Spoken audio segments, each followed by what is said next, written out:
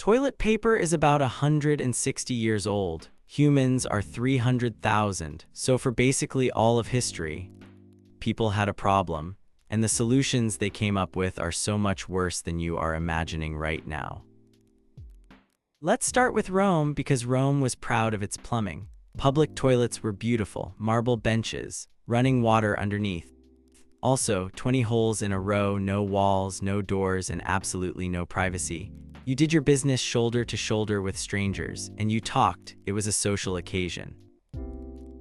Now the cleaning in front of you is a bucket. In the bucket is a stick. On the end of the stick is a sponge. It is called the xylospongium, and it is not yours, it is everyone's.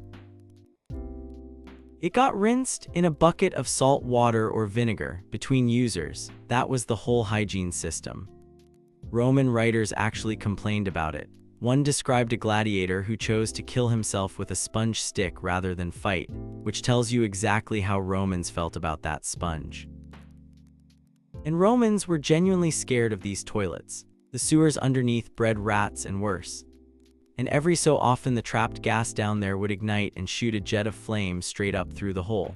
So people carved protective spells into the walls and prayed to the goddess Fortuna before sitting down. Imagine needing a goddess to survive the bathroom. Greece went a different way. They used pessai, small oval pieces of broken pottery, smooth, curved, and reusable. Archaeologists have found them in ancient cesspits, and some have names scratched into the surface. The names of people the user hated. Someone 2,000 years ago invented the pettiest revenge in human history. The rich, of course, had it better. Wool soaked in rose water, soft cloth. If you were wealthy in Rome, someone else handled the sponge entirely, because there has never been a moment in history where money did not buy you a nicer version of this problem. Then Rome falls and Europe gets rustic.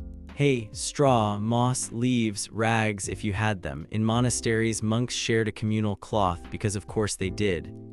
And in the countryside, one popular option was a handful of grass, which works right up until you grab the wrong plant. Castles had toilets called guardrobes, basically a stone seat over a long chute that dropped everything straight down the outside wall into the moat. And here is the twist: people hung their good clothes in that shaft, because the ammonia smell kept the moths away. That is where the word wardrobe comes from. Somebody had to empty all of this. Enter the gong farmer. His job was to shovel out the cesspits by hand at night because the smell was actually illegal during the day. It paid extremely well, but he had to live outside the town walls alone because nobody could stand to be anywhere near him. In the cities, most people just used a chamber pot and then emptied it out of the window into the street. The polite ones shouted a warning first. In Edinburgh, it was Gardaloo. This is also why a gentleman walks on the outside of the pavement to shield the lady from whatever is coming down. Meanwhile, in the castle, there was an actual job title for this: the Groom of the Stool. He assisted the king, personally. And here is the twist: it was one of the most powerful positions in the entire court, because he was alone with the king every single day. He heard everything. Nobles fought for this job. The French, naturally, went classy. In the 1700s, the aristocracy invented the bidet, a little basin you sit over to wash. The name literally means pony because of how you straddle it. While the rest of Europe was still fighting over a communal cloth, Versailles was gently rinsing. Now here's the part where most of the world quietly points out that they solved this ages ago. Water. Across the Islamic world, South Asia, and much of Africa, washing with water was standard and considered vastly cleaner than dragging paper across yourself. That's still true for most humans alive today. Across South Asia and the Middle East, the system was water and your left hand. Which is exactly why in much of the world the left hand is the unclean one. You never eat with it, never greet with it, never hand someone food with it. A bathroom habit quietly rewrote table manners for billions of people. Japan started exactly like Rome with a wooden stick called a chugi. Then came soft washi paper, and then Japan looked at the toilet and thought, we can do better. Today it is a heated seat with a control panel, warm water, a dryer, and background music. In 2,000 years, they went from a stick to a spaceship. Paper, weirdly, was invented for this early. China had toilet paper by the 6th century. By the 14th, factories were producing millions of sheets a year, and the imperial court got the deluxe version, large, soft, perfumed sheets. While Europe was still holding a communal sponge, Chinese emperors had scented tissue. America had its own answer, the corn cob, dried and surprisingly effective according to people who tried it. And then something better arrived in the mail. Catalogues, big, thick, free paper catalogues. So many households used them that the Sears catalog came with a hole pre-punched in the corner so you could hang it in the outhouse. And if you were a sailor, there was no room for any of this. You went at the very front of the ship, the part they called the head.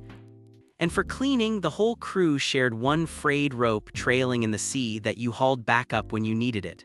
Salt water and a communal rope for months.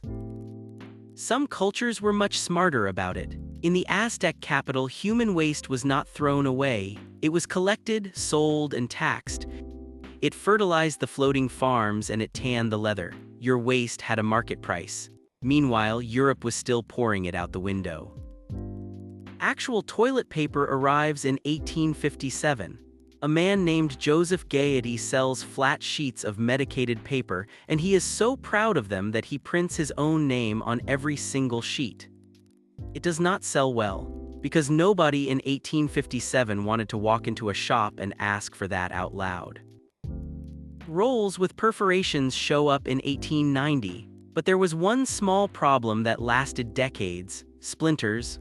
Wood pulp badly processed. It was such a real issue that when a company finally fixed it, Splinter-free was the actual advertising slogan. Sit with that for a second, Splinter-free. And if you think we are past all of this, remember what happened the moment the shelves went empty. The entire modern world, which survived thousands of years without toilet paper, briefly lost its mind over a shortage of it. We are not as far from the sponge as we like to think. So sponges on sticks, other people's pottery, corn cobs, catalogues with a hole in the corner, and paper that fought back. All of it until about 5 minutes ago in historical terms. And here's the last thing. Roughly 70% of the world still doesn't use toilet paper, they use water, which means the majority of humans alive right now think the way you do it is the weird one. Tell me in the comments where you stand. And subscribe. Next time, we're finding out why Europeans spent 300 years eating mummies.